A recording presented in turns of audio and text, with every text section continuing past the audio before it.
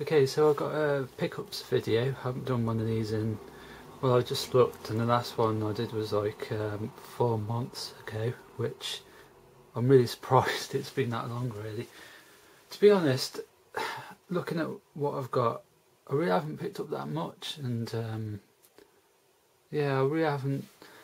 No, I'll go through my spits like anyone does. You know, I won't buy anything for ages, and you know, I just tend to pick things up. But no, I haven't really had a spurt, but I have picked up the odd game here and there. So I'm just gonna crack on with this.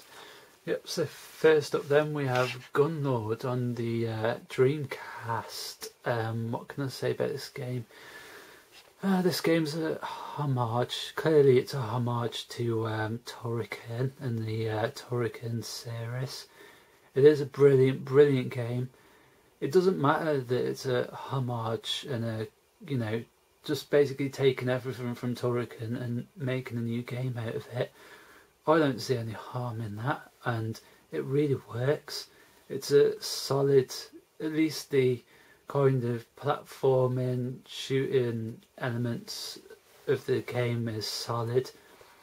Great level designs, great enemies, balls to the walls kind of action, great mid-level and end-of-level bosses, and yeah, just a really great game. The only bits I don't like about this game are the kind of side-scrolling shmup elements to the game. You know, the flying elements. They don't work. They're not very good, I don't think, and they kind of detract from the you know, the platforming elements to the game. I don't think they needed to be in there, and I would have rather of them not put it in there because I really don't get along with him and I'm really bad at him. And yeah, I just wish they never put them in there. Those parts to this game isn't very good. But like I said, the platforming, run and gun shooting elements of this game is brilliant. I recommend, if you do get it, using the D-pad on the Dreamcast controller. I was using the analog stick and getting absolutely nowhere. The problem with the analog stick is it's too over responsive and it just didn't work. To really get the most out of the platforming in this game, you've got to use the D-pad. Once I switched to the D-pad, yeah, just brilliant. I did do some gameplay of this in one of my videos. I think it was a kind of topical video, and I used my video capturing device, and the footage was really, really bad. It was washed out. It looked horrible. But that's because this game only runs at 60 Hz. It doesn't run at 50 Hz. It only runs at 60 Hz. It doesn't give you an option to run it at 50 or 60 Hz. It will just run straight at 60 Hz. So you better make sure your TV is the 60 Hz TV. And yeah, my video capturing device only likes input that's PAL 50 Hz, so that's why it was all washed out. But yeah, brilliant game. I'm not looking to hang on to this really. I'd like to kind of sell it or trade it on. The reason being is, yeah, I do like the game, it's brilliant, but it was an impulse buy, and yeah, it's just not one of those games that I'm willing to, that I'm bothered about, you know, keeping in the collection. So yeah, I'll be willing to get rid of it. What else? Oh yeah, one of the things I didn't like about this, well, not really about the game, about people reviewing this game, is that they kept, especially you know, all these professional reviewers kind of doing the whole reviewing of a modern retro game, kind of gave this game average scores, not because they seem to be basing their opinions on the actual game and the actual gameplay. They seem to be more hung up on the fact that it was a Dreamcast game and the fact that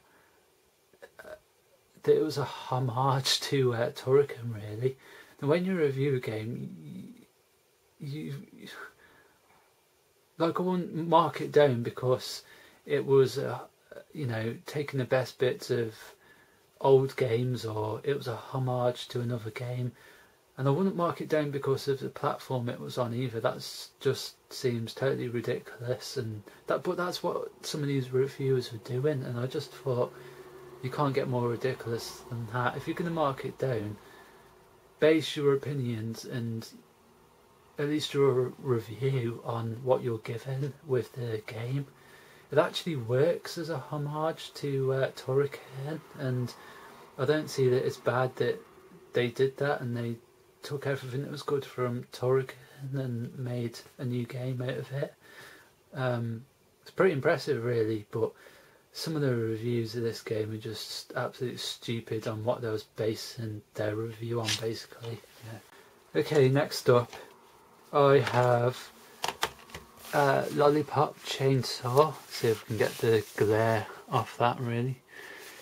Yeah, Lollipop Chainsaw. I haven't played it yet, still sealed. Probably the next game I'll play. Not really playing much Xbox stuff at the moment because I'm playing a lot of retro stuff, so that's, you know, I've been wanting to play more retro stuff for years now, so now I am. So the Xbox stuff is kind of wound down a little bit for me, not because I don't enjoy it, but like I said, I want to play more retro stuff. There's no point in buying retro games if I'm never going to play them, so there you go. But yeah, when it comes to current gen, these are the kind of games that I'm more interested in these days, along with RPGs. I've gone off certain type of games, at least until something that really piques my interest comes along. There's a lot of generic stuff out there. Well, I wouldn't say it's generic, I'm just not interested in it anymore. It just doesn't pique my interest like it used to. I think if another Gears of War was released tomorrow, I probably wouldn't buy it, to be honest with you. It's not because I don't enjoy Gears of War, it's because I'm just, at the moment, it's just something I won't be interested in. So anyway, I'm looking forward to playing that. This is a game I'm really enjoying at the moment that I'm playing, and I've watched videos on this, I've heard people talk about it, and I've, you know, looked at screenshots, and it really is everything that, you know, I wanted it to be. I'm still playing it. I'm not sure quite how far I am through it. The visuals, I will do a review of this, but I'll just say a little bit about it. The visuals are a bit like what's that game? That Dreamcast game. Well, it's a bit like, the graphics are a bit like Child of Eden, and I can't believe I've forgotten that Dreamcast game. But yeah, I just think Child of Eden style, you know, futuristic style graphics, really. I can honestly say I haven't played anything like this before. Yeah, I've played platformers before, I've played platforming hack and slash games before, but oh no, this is really kind of mixing up the art. Yeah, just kind of mixing up the arts with this game. If any game could be considered, you know, go towards that argument as games as art, then this one would clearly be a good example. But there's a lot to this game. It basically, the story is based off like ancient religious stories and myths. Obviously the Old Testament is really kind of, the story is really kind of heavy on the Old Testament, and it really does kind of like the fallen angel stuff better than, say, Dante's Inferno. Obviously Dante's Inferno was based on, you know, the poem, but I didn't really get along with Dante's Inferno. It was good, but I got bored of it quite quickly. This game is just amazing. I'm not getting bored of it. But there's also as well as, you know, that Judo-Christian vibe going through this, and obviously the clear influence of those two religions in this game, I can also see influences from Buddhism and Hinduism, so it's really cool, to be honest. What I was going to say about this game, yeah, I just really like, oh yeah, it kind of plays on the whole kind of ancient astronauts kind of theory, that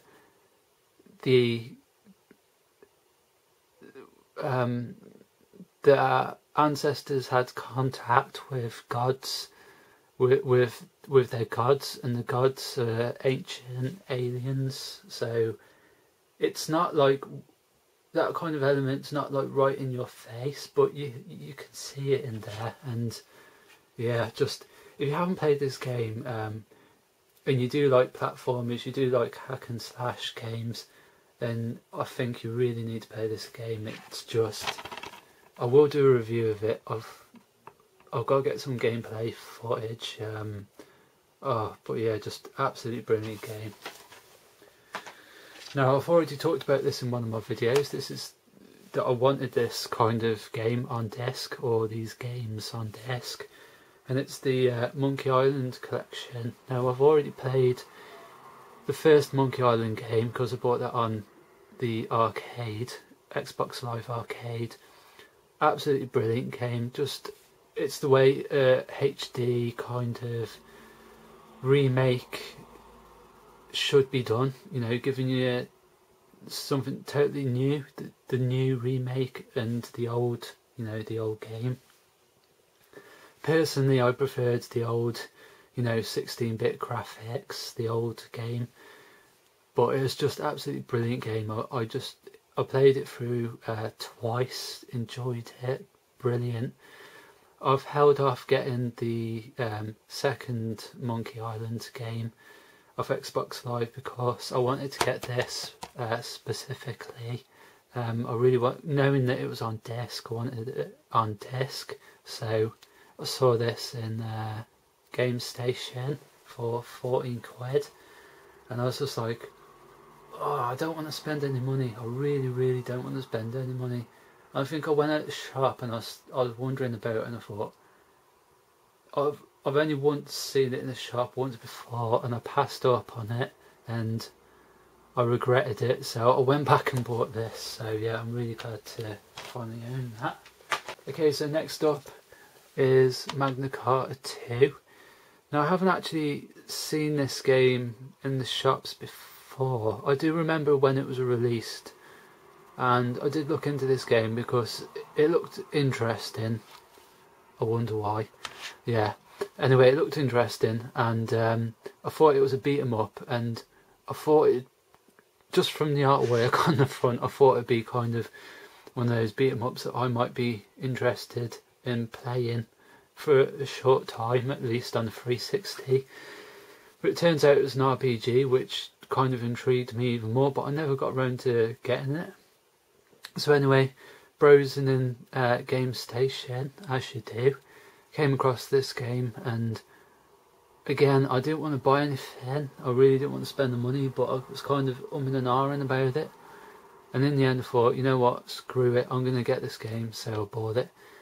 And these are the kind of games that I'm really interested in playing these days, you know, JRPGs, just any RPG in general, you know, platformers and adventure hack and slash games. I still like my first person shooters and stuff like that, but I'm not willing to just to play any old third and first person shooter these days. You know, like I said, if another Gears of War was released tomorrow, I wouldn't pick it up, and it would be a very long time before I got around to even deciding to play it. So yeah, that's my pickups, guys, really. So